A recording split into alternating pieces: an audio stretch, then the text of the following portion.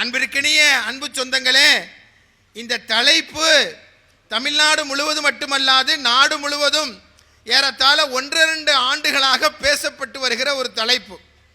வக்ஃபு திருத்த சட்டம் என்பது அது வெறும் வக்ஃபு திருத்த சட்டம் அல்ல, மாறாக நம்முடைய வக்ஃபு சொத்துக்களை எல்லாம் திருடுகிற திருட்டு சட்டமாக இருக்கிறது. எனவே இந்த சட்டம் எங்களுக்கு வேண்டாம் என்று சொல்லி எவ்வாறு 2019-20 இந்தியா முழுவதும் வாழுகிற எல்லோரும் இணைந்து கொண்டு ஆசாதி என்று முழங்கி சிஏஏ என்பிஆர் என்ஆர்சி சட்டத்திற்கு எதிராக ஒரு 2ஆம் சுதந்திர யுத்தம் நடக்கும் என்று சொல்லி ஒரு மாபெரும் ஜனநாயக போராட்டத்தை ஒருங்கிணைத்தார்களோ, அதுபோல தமிழகம் முழுவதும் இந்தியா முழுவதும் வக்ஃபு திருத்த சட்டத்திற்கு எதிராக மிகப்பெரிய போராட்டங்கள் நடந்து இப்பொழுது ஓய்ந்திருக்கிற நிலையிலே தான் எஸ்டிபி கட்சி மீண்டும் அந்த போராட்டத்தை துவங்குகிற விதமாக வக்ஃபு திருத்த சட்டத்தை இன்றைக்கு நீடூரிலே தொடங்கி இருக்கிறது என்பதாக நான் கருதுகிறேன். ஏன், நமக்கெல்லாம் ஒரு எண்ணம், என்ன எண்ணம்? நாமெல்லாம் போராடியாச்சு, வக்ஃபு திருத்தம் வேண்டாம் என்று நாம் சொல்லிவிட்டோம். நாளைக்கு நம்முடைய உரிமைகளை எல்லாம் உச்ச நீதிமன்றம் நம்முடைய உரிமைகளை பாதுகாத்துவிடும். வக்ஃபு திருத்த சட்டத்தை இல்லை என்று சொல்லிவிடும். அது ஒருபொழுதும் நடைமுறைக்கு வந்துவிடாது என்று சொல்லிவிடும். ஏனென்றால் இந்தியாவினுடைய அரசியலமைப்பு சட்டத்திற்கு எதிராக இந்த சட்டம் இருக்கிறது. ராகுல் காந்தி உட்பட இந்தியா கூட்டணியினுடைய காங்கிரஸ் கட்சியினுடைய தலைவர்கள் எல்லாம் இதனை எதிர்க்கிறார்கள். இந்தியா முழுவதும் சிறுபான்மை சொந்தங்கள் மட்டுமல்லாது எஸ்டிபி கட்சி ஒருங்கிணைத்திருக்கிற மிகப்பெரிய போராட்டங்கள் நாட்டினுடைய நாலாபுறங்களிலும் வக்ஃபு சட்டம் வேண்டாம், அது வக்ஃபு திருத்த சட்டம் அல்ல, அது வக்ஃபு திருட்டு சட்டம் என்கிற முழக்கத்தை இந்தியா முழுவதும் வைத்திருக்கிறோம். எனவே நீதிமன்றம் நமக்கு சாதகமான தீர்ப்பை அல்லது நியாயமான தீர்ப்பை அல்லது நீதமான தீர்ப்பை தந்துவிடும் என்று சொல்லி எல்லோரும் நாம் நம்புகிறோம். நீதிமன்றம் நீதமான தீர்ப்பை தான் தரும். ஒரு பொழுதும் நீதியின் பால் நம்பிக்கை கொள்ளாதவர்களாக நாம் இல்லை.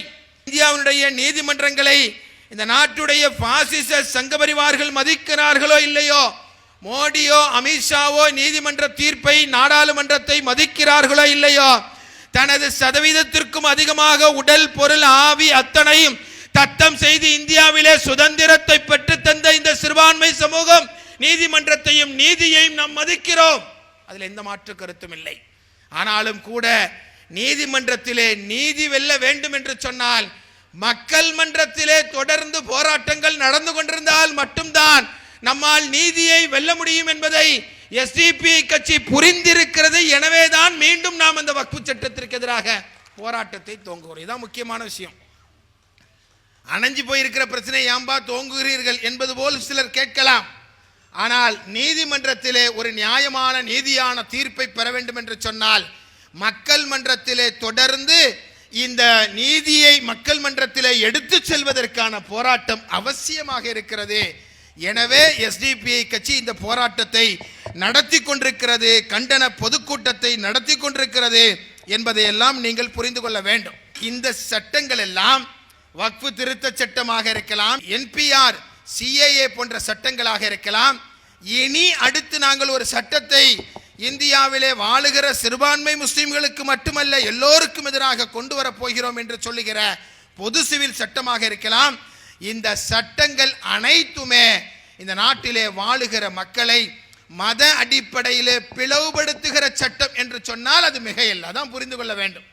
நாம் புரிந்து கொள்வது, மோடியும் அமித்ஷாவும் எதை கொண்டு வந்தால் நாங்கள் எதிர்ப்போம் என்றா எதிர்க்கிறோம்? மோடியும் அமித்ஷாவும் எதை கொண்டு வந்தால் நாங்கள் எதிர்க்கிறோம் என்று சொல்லியா எதிர்க்கிறோம்? இல்லை. அவர்கள் கொண்டு வருகிற சட்டம் இந்த நாட்டிலே வாழுகிற மக்களை பாதிக்கின்ற ஒன்றாக இருக்கிறது. அந்த சட்டத்தின் வாயிலாக நம்முடைய உரிமைகள் எல்லாம் அவர்கள் களவாடுகிறார்கள், திருடுகிறார்கள். அந்த சட்டத்தின் வாயிலாக நம்மை 2ஆம் தர 3ஆம் தர குடிமக்களாக மாற்றுகிறார்கள். எல்லாவற்றையும் தாண்டி அந்த சட்டத்தின் வாயிலாக நமக்கு இடையிலேயே இவர்கள் சண்டையை உருவாக்குகிறார்கள். அதான் முக்கியமானது. உங்களுக்கெல்லாம் தெரியும், நம்ம ஊர்களில் வக்ஃபு சொத்து இருக்கிறது. இப்போ மிஸ்வாகுல் ஹுதா மதரசா இருக்கிறது, பாரம்பரியமிக்க மதரசா. இந்த நீடூருக்கு ஒரு மிகப்பெரிய பெருமையை தருகிற மதரசா.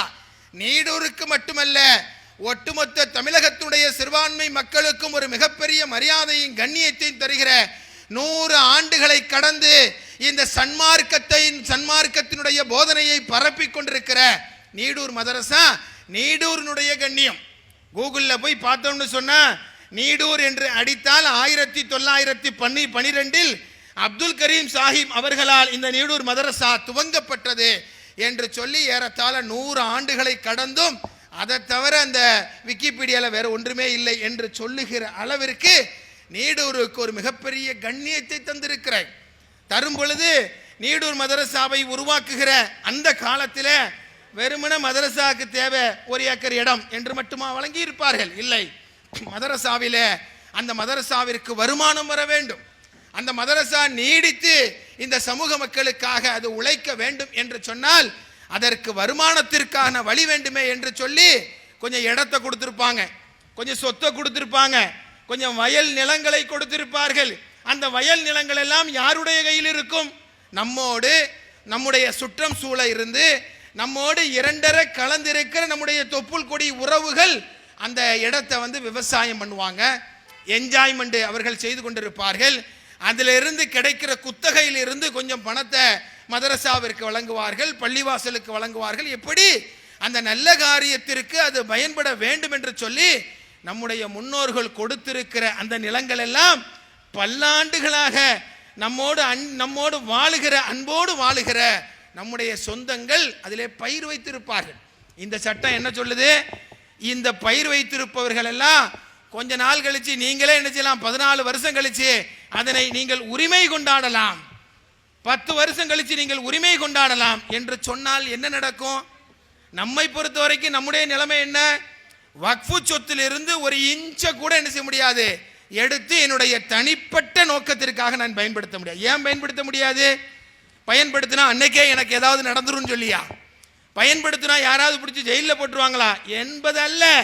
இந்த உலகத்தில் இருக்கிற எந்த சட்டங்களிலும் நான் தப்பித்துக் கொள்ளலாம், ஆனால் நாளை மறுமையிலே இருக்கிற இறைவன் என்னை பிடித்து விடுவான் என்று சொல்லுகிற அச்சத்தின் காரணமாக வக்ஃபு சொத்துக்கள் என்ன நோக்கத்திற்கு வழங்கப்பட்டதோ அந்த நோக்கத்திற்கு மட்டுமே பயன்பட வேண்டும் என்று சொல்லி அஞ்சி வாழுபவர்களாக சிறுபான்மை மக்கள் இருக்கிறார்கள், முஸ்லிம்கள் இருக்கிறார்கள்.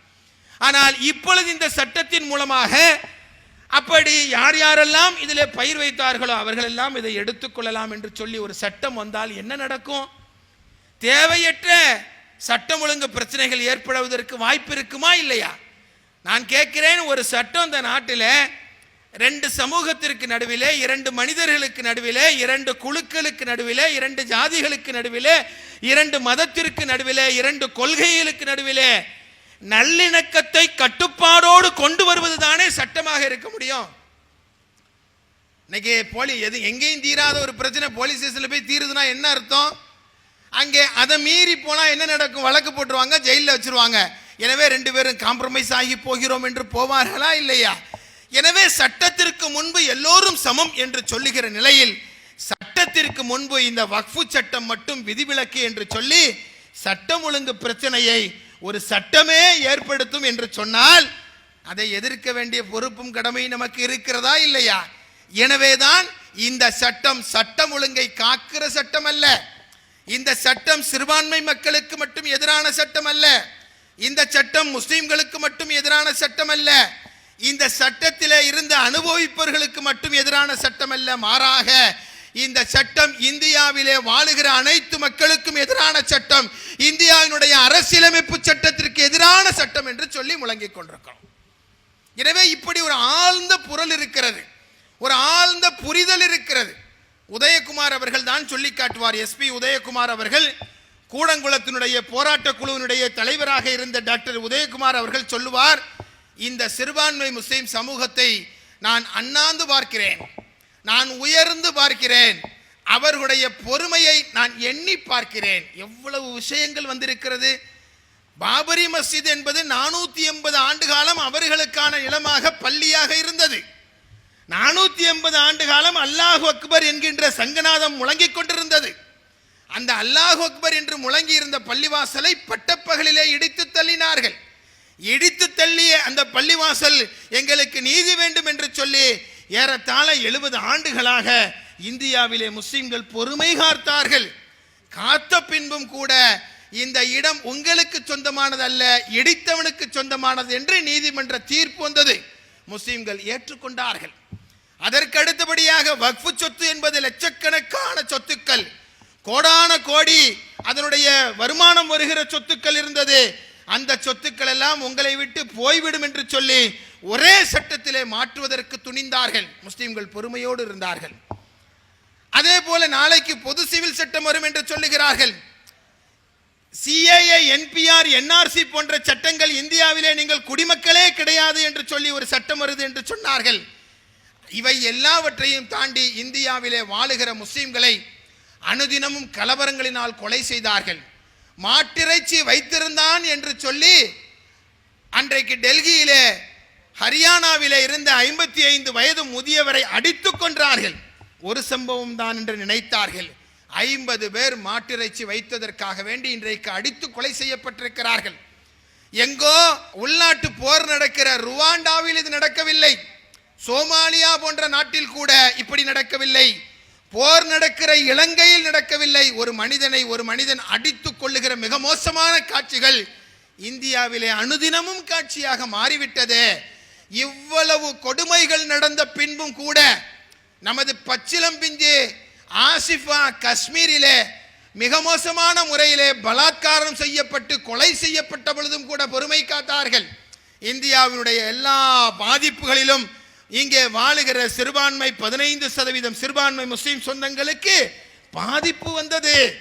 ஆனால் அத்தனை பாதிப்பையும் பொறுமையோடு இருந்தது மட்டுமல்லாது, இந்த நாட்டினுடைய தலைமை ஏற்கிற குணத்தோடு அதற்காக வேண்டி அவர்கள் அமைதி காத்து தங்களை எல்லாம் இந்த நாட்டுடைய குடிமக்கள் அல்ல, இவர்கள் எல்லாம் இந்த இந்தியாவினுடைய தலைவர்கள் என்று நிரூபிக்கிற வகையில் தன்னுடைய செயல்பாடுகளை அமைத்துக் கொண்டார்கள் என்று சொல்லி உதயகுமார் அவர்கள் சொல்லுவார். பொறுமை இழக்கல. இங்கே நீங்கள் ஒரு பள்ளிவாசலை இடித்தீர்களா, நாங்கள் ஒரு ஆலயத்தை இடிக்கிறோம் பாருங்கள் என்று எங்காவது நடந்திருக்கிறதா?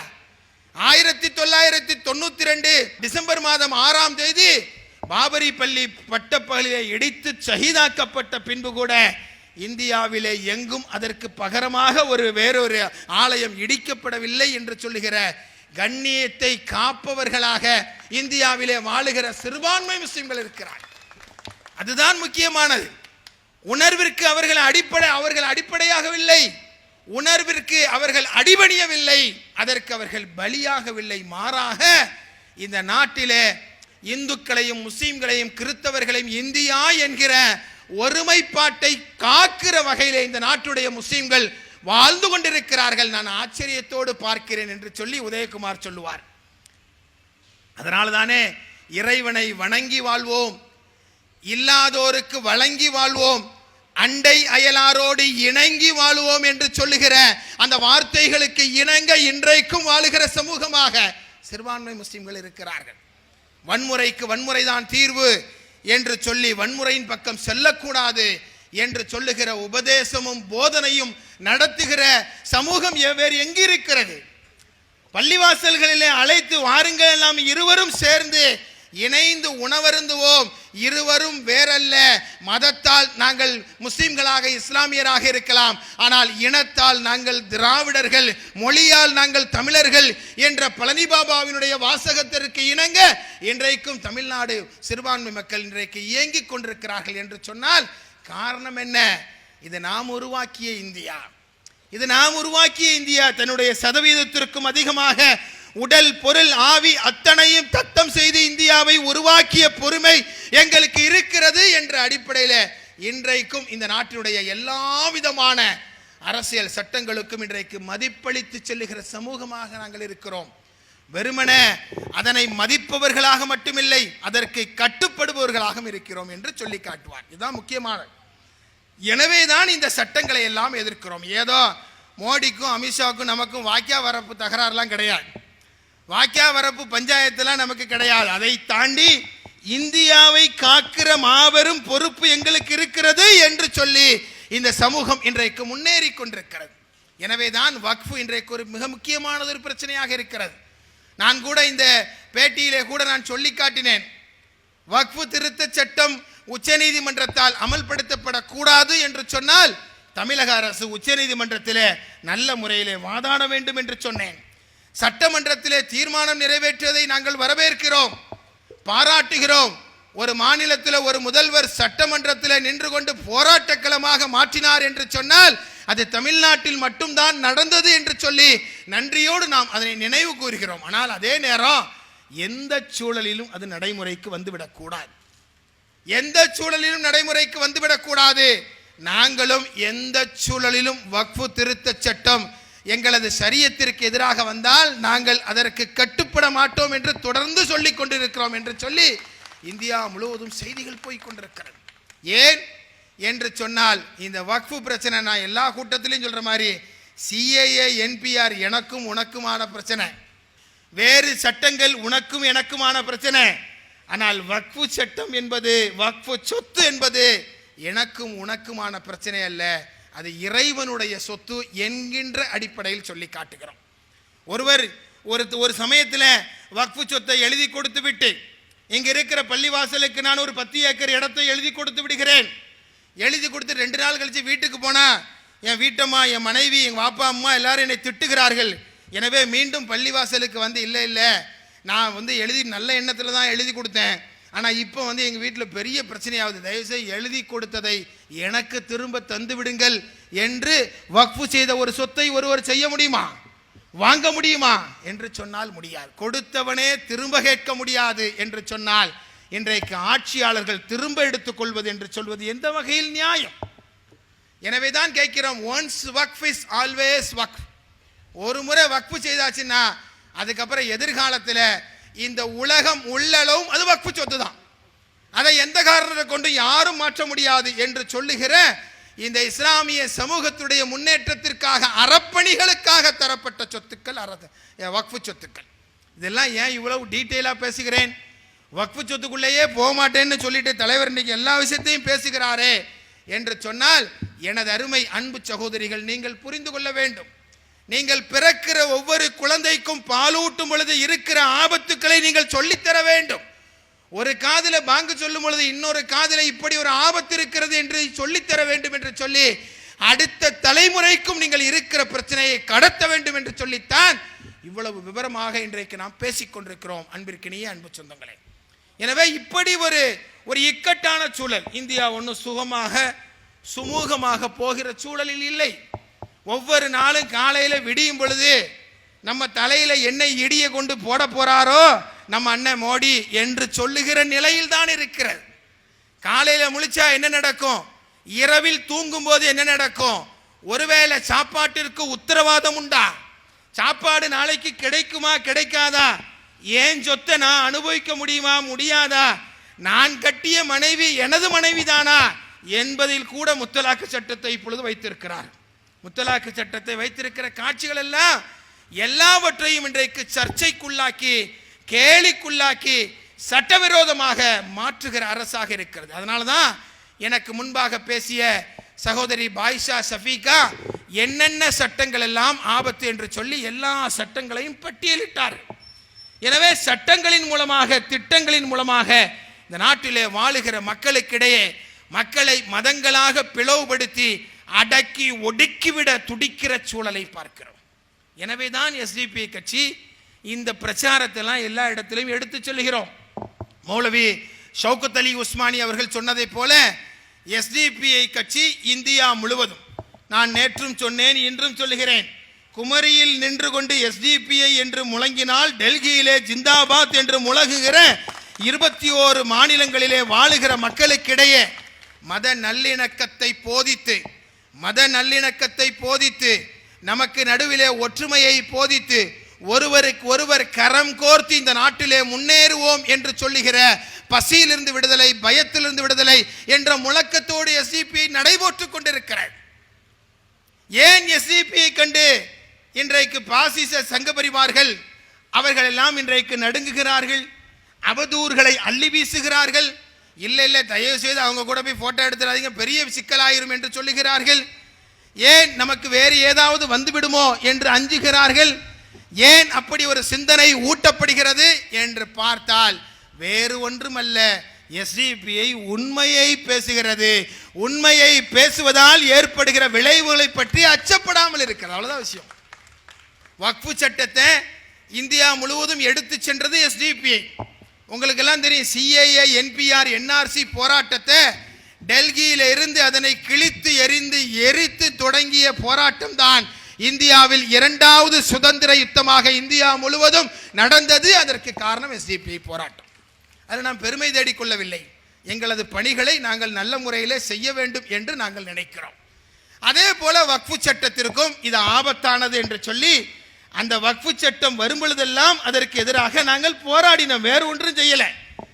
ஜனநாயக அடிப்படையில் மோடி அரசே பதவி விலகு, மோடி அரசே வக்ஃபு சட்டத்தை ரத்து செய், மோடி அரசே ஒற்றுமையை சீர்குலைக்காதே என்று சொன்னோம். அவ்வளவுதான், வேற ஒன்றும் இல்லை.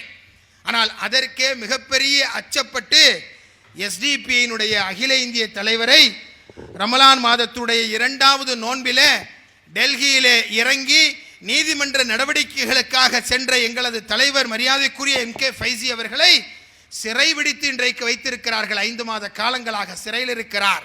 சிறையில் இருக்கிற காரணத்தினால் நீடூரில் இருக்கிற புர்ஹானுதீனோ அதுபோல நம்ம ரஃபீக்கோ மற்றவர்களோ வீடுகளிலே அவர்கள் முடங்கி விடுவார்கள் என்று நினைத்தார்கள். இல்லை இல்லை, அடிக்க அடிக்க எழுகிற பந்தாக இன்னும் வீரியமாக போராட்ட களத்தை தயார்படுத்தி கொண்டிருக்கிறோம்.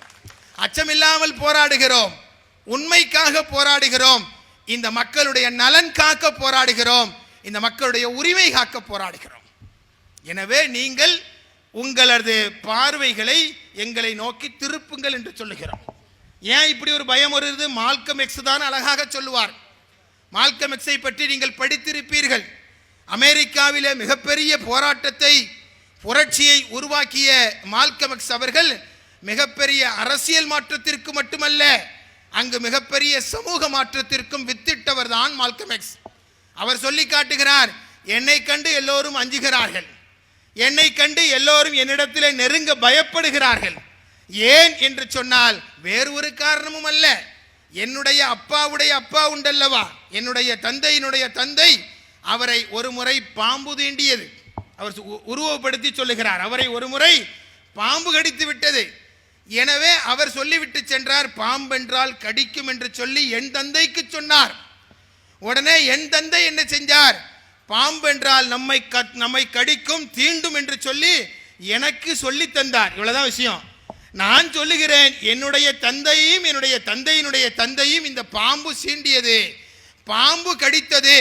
எனவே இப்பொழுது இருக்கிற இந்த பாம்பும் நம்மை கடிக்கும் என்று சொல்லி பிரச்சாரம் செய்தால் என்னை தீவிரவாதிகள் என்று சொல்லுகிறார்கள், என்னை ஊரை விட்டு ஒதுக்கி வைக்கிறார்கள் என்று சொல்லி மால்கம் எக்ஸ் சொல்வதை போல எஸ்டிபிஐ பாசிச சங்க பரிவாரம் இன்றைக்கு ஒரு மிகப்பெரிய ஆபத்தை நமக்கு விளைவிக்கிறது.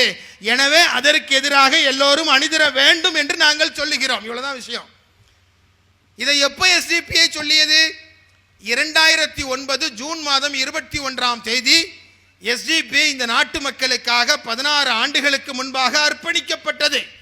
பிறக்கும் பொழுதே இந்த நாட்டு மக்களுக்காக உழைக்கிற சிந்தனையோடு, ஒரு அரசியல் மாற்றத்தோடு, ஒரு சமூக மாற்றத்தையும் எஸ்டிபிஐ விரும்பி பாசிச சங்கபரிவாரம் ஒழிக, பாஜக ஒழிக, RSS ஒழிக என்று சொல்லி 2009 சொல்லி தொடங்கினோம்.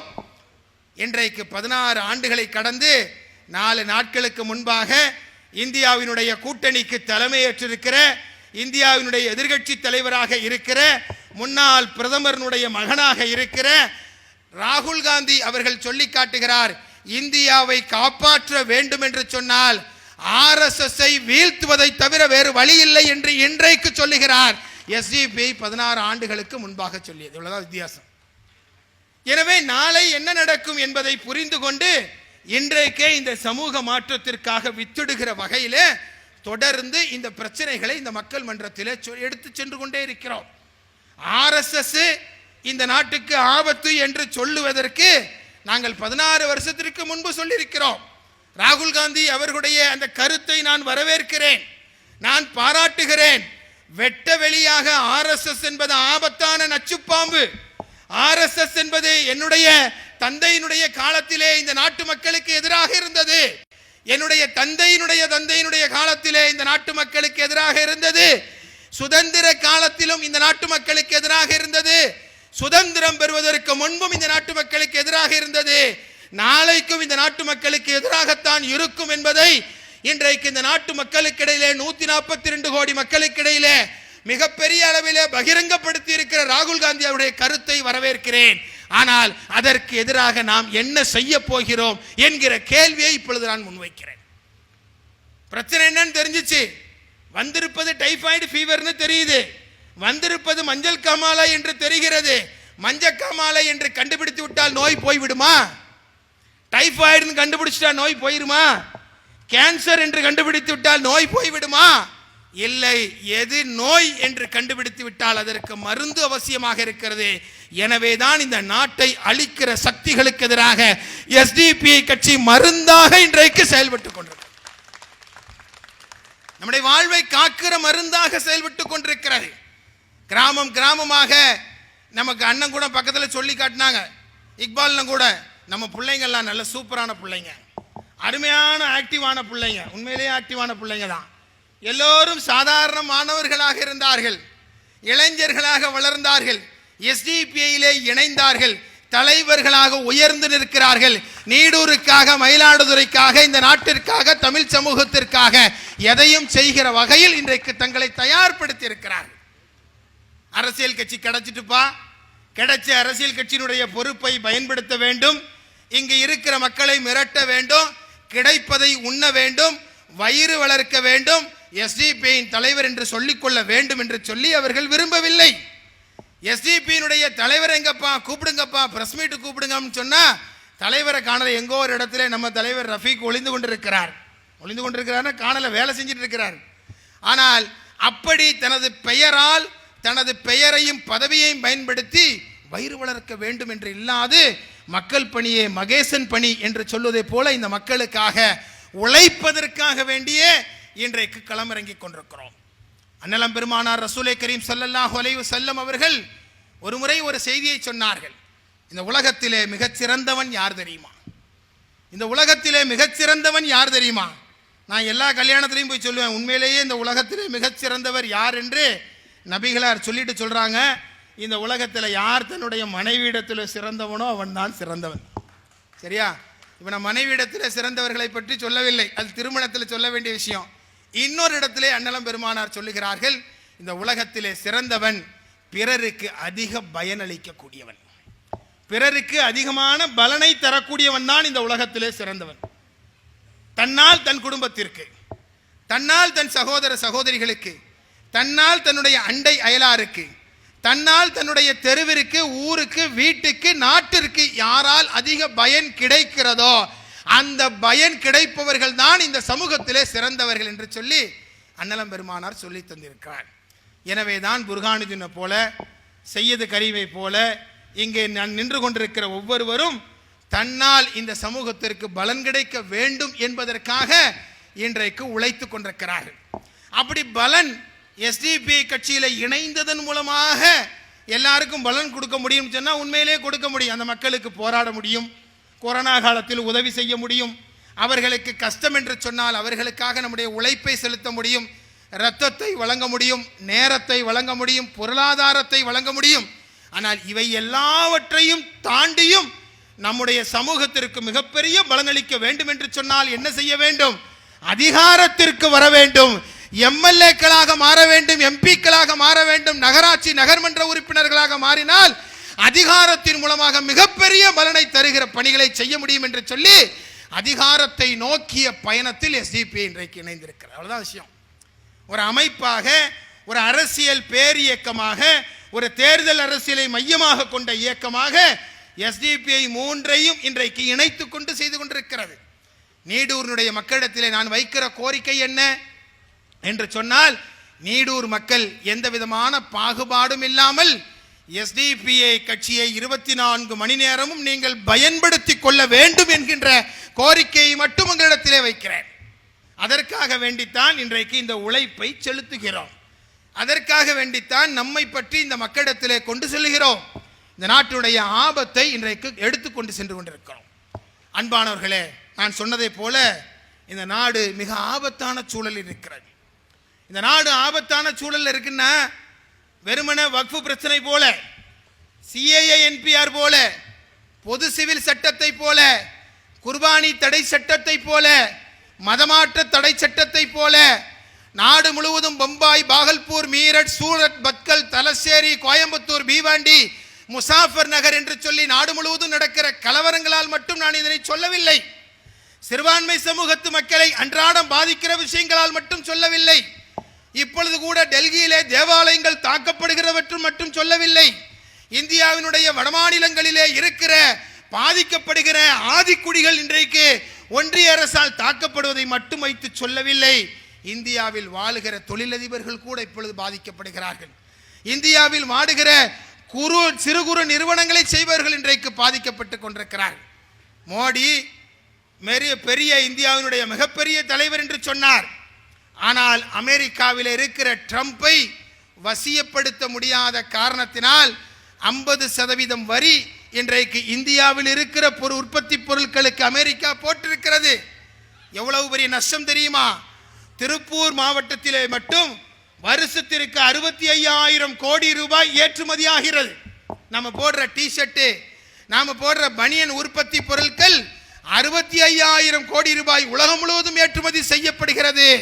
இன்றைக்கு திருப்பூரினுடைய ஏற்றுமதி பொருட்கள் அமெரிக்கா விதித்த 50% வரியின் காரணமாக அந்த பொருட்கள் எல்லாம் இன்றைக்கு தேங்கி கிடக்கிறது. பசியால் அந்த தொழிலாளர்கள் வாடுகிறார்கள். ஏற்கனவே வாரத்தில் 3 நாள் தான் வேலை கொடுத்துட்டு இருந்தான். ஆனால் இன்னைக்கு இந்த வரி உயர்வின் காரணமாக அந்த வேலையும் கூட கொடுக்க முடியவில்லை. திருப்பூரோட மட்டுமா முடிந்து போய்விட்டது. ஆம்பூரிலே சிறுபான்மை முஸ்லீம் சொந்தங்கள் KH லெதர், ஃபரிதா லெதர் என்று சொல்லி மிகப்பெரிய தோல் நிறுவனங்கள் எல்லாம் ஆம்பூரிலே செயல்படுகிறது, திருப்பத்தூரிலே செயல்படுகிறது. கோடான கோடி ரூபாய் அந்த தோல் பொருட்கள் உலகம் முழுவதும் ஏற்றுமதி செய்யப்படுகிறது. அங்கே அமெரிக்காவினுடைய வரி விதிப்பினால் அந்த தோல் பொருட்கள் எல்லாம் இன்றைக்கு ஏற்றுமதி செய்ய முடியாமல் இன்றைக்கு தேங்கி கிடக்கிறது. எனது பக்கத்து மாவட்டம் தூத்துக்குடியிலே 500 கோடி ரூபாய்க்கான இறால் போன்ற கடல் உணவுப் பொருட்கள் 500 கோடி ரூபாய் உணவுப் பொருட்கள் திருப்பி அனுப்பப்பட்டிருக்கிறது. அமெரிக்காவுக்கு போயிட்டு இருக்கிற வழியிலே இந்த செய்தி தெரிந்து கப்பல் அப்படியே திரும்ப வந்திருக்கிறது. 500 கோடி ரூபாய் இப்பொழுது கடலில் கிடக்கிறது. இங்கே 65,000 கோடி ரூபாய் நிறுவனத்திலே ஆலைகளிலே கிடக்கிறது. ஆம்பூர் தோல் தொழிலெல்லாம் இன்றைக்கு முடங்கி கிடக்கிறது. ஆனால் மோடிக்கும் அமித்ஷாக்கும் அதை பற்றி கவலையே இல்லை. மோடியும் அமித்ஷாவும் இதை பற்றி கவலைப்படுபவர்களாக இல்லை. அவர்கள் 30 நாள் யாராவது ஒருத்தர் ஜெயிலில் பொய்யா பிடிச்சி உள்ள போட்டு அவங்க உள்ள போன உடனே அவங்கள ஆட்சியை விட்டு கவிழ்த்துவது எப்படி என்று நினைக்கிறார். இந்த நாட்டிலே நமக்கு எதிரான அரசுகளை எப்படி கவிழ்த்த வேண்டும் என்று சொல்லி திட்டமிடுகிறார்கள் என்று சொன்னால் இந்த நாடு எங்கே சென்று கொண்டு இதெல்லாம் நமக்கு தெரியணும். இதெல்லாம் எதுக்குங்க வக்ஃபு திருத்த சட்ட கூட்டத்தில் என்று நாம் நினைத்து விடக்கூடாது. நம்மை பாதிக்கிற விஷயங்கள் இன்றைக்கு உலகம் முழுவதும் தாய்லாந்திற்கு சென்றாலும் ஹாங்காங்கிற்கு சென்றாலும் கல் வர்த்தகம் நடைபெறுகிற, வைரக்கல் வர்த்தகம் நடைபெறுகிற, கலர்கல் வர்த்தகம் நடைபெறுகிற உலகத்தினுடைய பெரும்பான்மையான வர்த்தகம் நீடூர் நம்முடைய சொந்தங்களிடம்தான் இன்றைக்கு உலகம் முழுவதும் அது அந்த தொழில் கையில் இருக்கிறது. இப்படி வரி போட்டால் எப்படி தொழில் நடக்கும்? இப்படி வரி போட்டால் எவ்வாறு இந்தியாவிற்கு அந்நிய செலாவணியை முஸ்லிம்கள் அதிகப்படுத்தி தருவார்கள்? இன்றைக்கு ராமநாதபுரத்திலே இருந்து வெளிநாடுகளிலே வசிக்கிற முஸ்லிம்கள், இந்த மயிலாடுதுறையில் இருந்து வெளிநாடுகளிலே வசிக்கிற முஸ்லிம்கள், திருநெல்வேலி தென்காசி மாவட்டத்திலும் புதுக்கோட்டை தஞ்சாவூரிலும் இருந்து டெல்டாவிலும் இருந்து வெளிநாடுகளிலே வசிக்கிற முஸ்லிம்கள் தருகிற அந்நிய செலாவணியில் தான் தமிழகத்தினுடைய பாதி அந்நிய செலாவணியுடைய தேவை நிறைவு செய்கிறது என்று சொன்னால் இனி எப்படி இந்த அந்நிய செலாவணி கிடைக்கும்? எப்படி தொழில் வளம் பெருகும்? எவ்வாறு நம்மால் ஒரு கண்ணியமான ஒரு வாழ்க்கையை வாழ முடியும் என்று சொல்லுகிற $1,000,000 கேள்விகள் இன்றைக்கு நம் முன்பாக இருக்கிறது. இதையெல்லாம் நாம் இன்றைக்கு அரசாங்கத்திடத்தில் வலுவாக சொல்ல வேண்டிய ஒரு அரசியல் கட்சியின் தேவை இருக்கிறது. எனவே SDPI கட்சி இதை இன்றைக்கு பேசிக்கொண்டிருக்கிறது. இந்த பேட்டியில் கூட நான் சொல்லி காட்டினேன். வேளாண் மண்டலம் பாதுகாக்கப்பட்ட வேளாண் மண்டலமாக நம்முடைய டெல்டா இருக்கிறது. அது என்ன பாதுகாக்கப்பட்ட வேளாண் மண்டலம்? அந்த பாதுகாக்கப்பட்ட வேளாண் மண்டலமாக இதனை மாற்றுவதற்காக வேண்டி மாபெரும் புரட்சியை போராட்டத்தை செய்த ஐயா ஜெயராமன் அவர்கள், பேராசிரியர் அவர்கள் இன்றைக்கு இங்கே இருக்கிறார். இப்படிப்பட்ட வலுவான கோரிக்கைக்காக தமிழ்நாடு முழுவதும் SDPI கட்சி போராட்டங்களை நடத்தி இருக்கிறது. சும்மாவா கிடைத்தது சுதந்திரம் என்று சொல்வதை போல இந்த பாதுகாக்கப்பட்ட வேளாண் மண்டலம் என்று சொல்லுகிற இந்த சட்டத்தை கொண்டு வருவதற்காக வேண்டி மிகப்பெரிய போராட்டங்களும் தியாகங்களும் சிறை கொட்டடிகளிலே அடைக்கப்பட்ட கொடுமையான அடக்குமுறைகளும் இந்த தமிழ்நாட்டிலே நடந்திருக்கிறது. நமக்கெல்லாம் தெரியாம போயிருக்கலாம். நாமெல்லாம் வீடுகளிலே இருக்கிற நேரத்திலேயே இந்த போராட்டங்கள் முடிந்து போயிருக்கலாம். ஆனால் அடுத்த தலைமுறைக்கும் தேவையான போராட்டம் என்னவென்று சொன்னால், இந்த வேளாண் மண்டலத்தை பாதுகாக்கப்பட்ட மண்டலமாக பாதுகாக்க வேண்டிய பொறுப்பு வேளாண் மண்டலத்தில் இருக்கிற ஒவ்வொருவருக்கும் இருக்கிறது. அதுதான் மிக முக்கியமானது. ஏன், இங்க இருக்கிற மண், இங்க இருக்கிற நிலம், இங்க இருக்கிற நீர், இங்க இருக்கிற காற்று அசுத்தமாகிவிட்டால், அவையெல்லாம் ஆலை கழிவுகளினால் நாசமாக்கப்பட்டு விட்டால், மண் தரிசாக மாறிவிட்டால், விவசாயம் என்பது டெல்டாவிலே கிடையாது. டெல்டா தானே இன்னைக்கு தமிழ்நாட்டுடைய உணவு கிச்சனாக இன்றைக்கு இருக்கிறது. உணவு வழங்குகிற ஒரு மிக முக்கியமான சூழல் எங்கே இருக்கிறது? டெல்டாவில் தானே இருக்கிறது. அப்படி விவசாயம் இல்லைன்னா என்ன ஆகும்? இது பாலைவனமாக மாறிவிடும். இங்க இருக்கிற குடிதண்ணீர் விஷமாக மாறினால் என்ன நடக்கும்? அனுதினமும் நோய்கள் வரும். இங்க இருக்கிற காற்று மோசமாகிவிட்டால், சென்னையை போல, கூடங்குளத்தில் அருகில் இருக்கிற நிலையை போல, சென்னையினுடைய கல்பாக்கத்தை போல, தமிழ்நாட்டுடைய இந்தியாவினுடைய பல பாகங்களிலும் ஒன்றிய அரசாங்கத்தினுடைய மிக மோசமான இயற்கைக்கு ஊறு விளைவிக்கிற திட்டங்களின் காரணமாக ஏற்படுகிற சுகாதார சீர்கேடு நம்முடைய பாதுகாக்கப்பட்ட மண்டலத்தில் வந்தால் என்ன நடக்கும்? எனவே அதனையும் மக்களிடத்திலே பேச வேண்டியது இருக்கிறது. அங்கே வெளிவருகிற காற்று, அங்கே வெளிவருகிற தண்ணீர் ஏதோ ஒரு ஊர்காரனை மட்டுமா பாதிக்கும்? ஏதோ ஒரு சமுதாயத்துக்காரரை மட்டுமா பாதிக்கும்? ஆண்களை மட்டுமா பாதிக்கும்? பெண்களை மட்டுமா பாதிக்கும்? இல்லை இல்லை, ஒட்டுமொத்த மனித சமூகத்தையே பாதிக்கும். கேரளாவில் இன்னைக்கு ஒரு மோசமான நோய் உங்களுக்கெல்லாம் தெரியும். கேரளாவுக்கு போறதா இருந்தாலே ஒரு அச்சம் இப்பொழுது வருகிறது. ஏன்னா அங்கதான் முதல்ல கொரோனா வந்துச்சு, அங்கதான் எல்லா விதமான நோய்களும் அங்கே வருகிறது.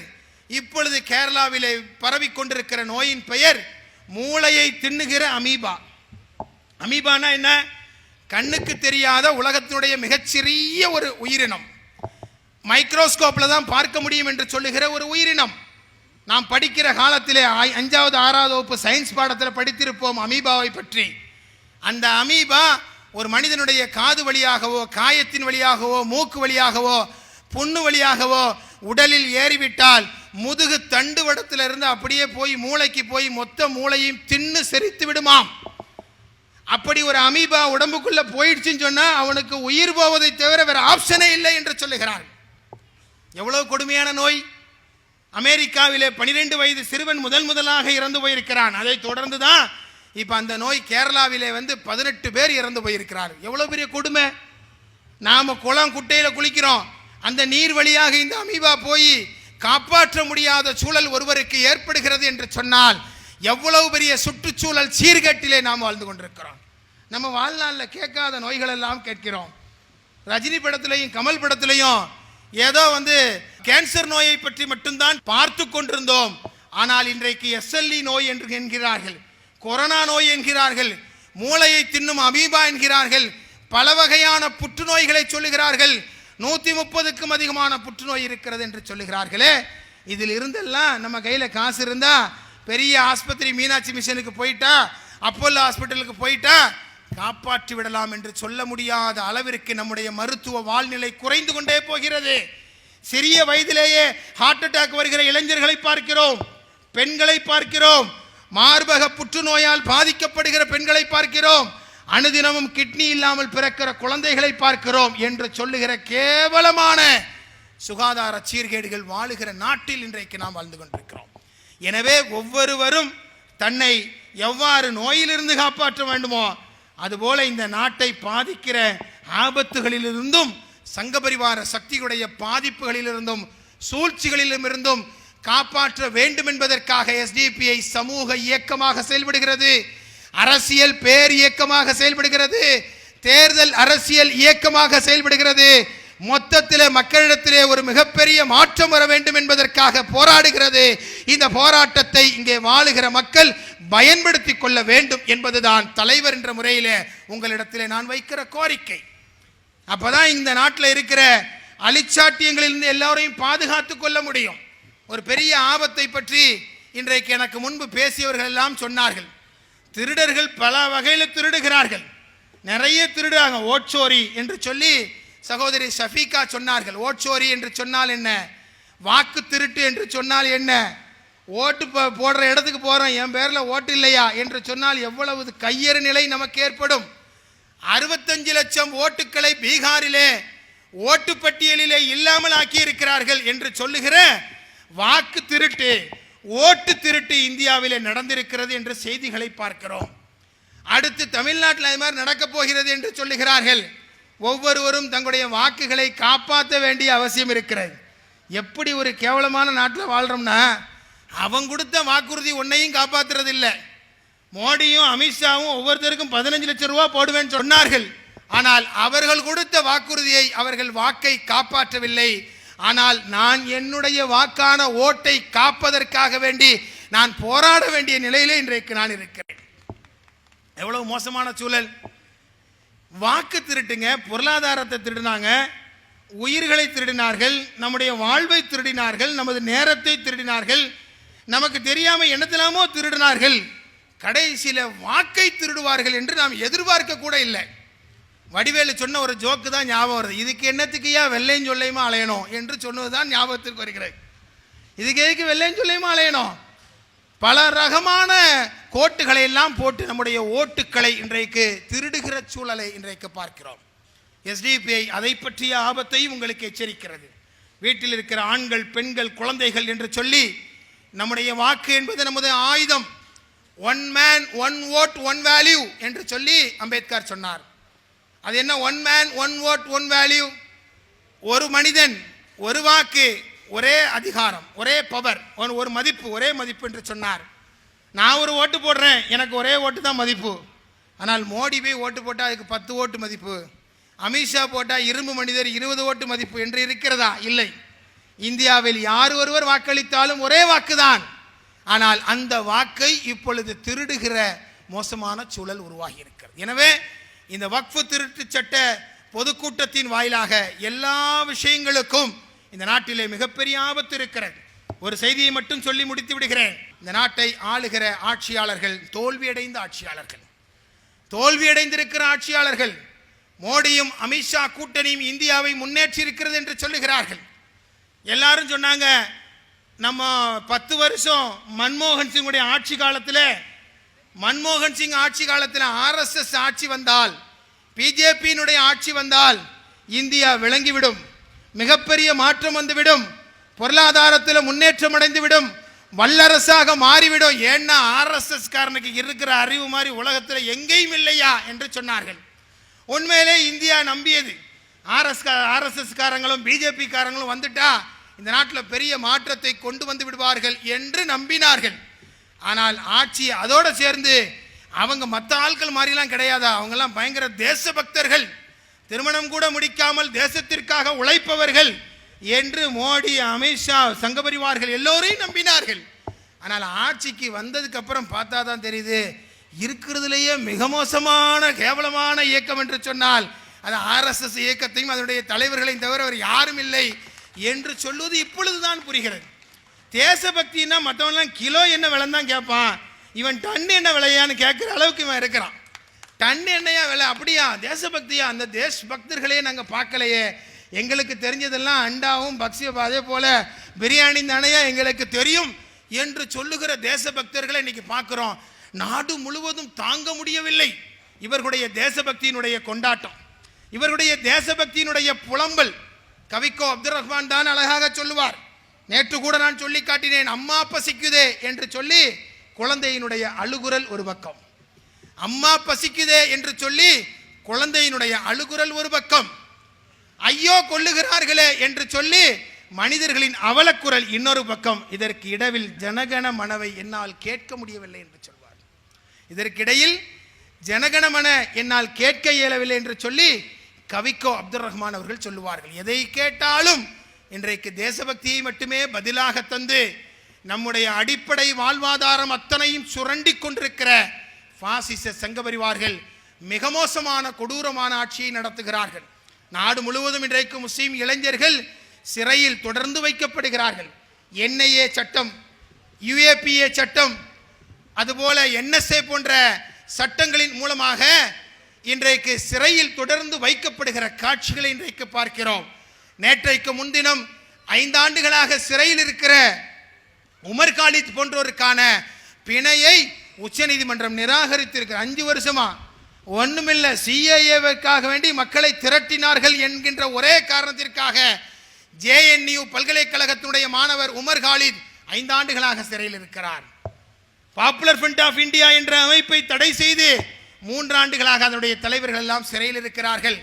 முஸ்லிம் சமூகத்தில் இருந்தும் இந்த நாட்டுடைய மதச்சார்பற்ற சக்திகளுடைய வாய்களிலும் இருந்தும் இந்த மோடி அமித்ஷாவிற்கு எதிராக அவர்களது சட்டங்களுக்கு திட்டங்களுக்கு எதிராக எந்த குரலும் எழும்பிவிடக் கூடாது என்பதிலே இந்த அரசு கவனமாக இருக்கிறது. SDP கட்சியினுடைய தலைவர் ஃபைசி அவர்கள் இப்பொழுது 5 மாதங்களாக சிறையில் இருக்கிறார். அவர் மீது என்ஃபோர்ஸ்மென்ட் டைரக்டரேட் என்று சொல்லுகிற அமலாக்கத்துறையினுடைய வழக்கு பாய்ச்சப்பட்டிருக்கிறது. அமலாக்கத்துறைனா பெரிய புனித பசுவா? இந்தியாவில் கடந்த 10 ஆண்டுகளில் 4892 வழக்குகள் அமலாக்கத்துறையால் போடப்பட்டிருக்கிறது. 4892 வழக்குகள். அரவிந்த் கெஜ்ரிவால் சிறைப்பிடிக்கப்பட்டிருக்கிறார். மணிஷ் சிசோடியா சிறையில் அடைக்கப்பட்டிருக்கிறார். SDP தலைவர் இப்பொழுது சிறையில் அடைக்கப்பட்டிருப்பதை போல பலரும் இந்தியாவிலே 4892 வழக்குகளிலே சிறையில் அடைக்கப்பட்டிருக்கிறார்கள். இந்த சிறையில் அடைக்கப்பட்ட வழக்குகளிலே அமலாக்கத்துறை நீதிமன்றத்திற்கு கொண்டு வந்து குற்றம் நிரூபிக்கப்பட்டு தண்டனை பெற்றவர்கள் வெறும் 8 வழக்கு மட்டும்தான். வெறும் 8 வழக்கு. வெறும் 8 வழக்கு. 108 வழக்கு அல்ல, 88 வழக்கு அல்ல, வெறும் 8 வழக்கு என்று சொன்னால் அரசியல் பழிவாங்கலுக்காகவே NIA, UAPA, ED போன்ற அமைப்புகளை இந்த அரசுகள் இன்றைக்கு பயன்படுத்தி கொண்டிருக்கிறது. தமிழகத்திலும் கூட ATS போன்ற அமைப்புகள் சிறுபான்மை முஸ்லிம் இளைஞர்களை வேட்டையாடுகிற செய்திகள் இன்றைக்கு வந்து கொண்டிருக்கிறது. NIA வேட்டையாடுகிற செய்திகள் வந்து கொண்டிருக்கிறது.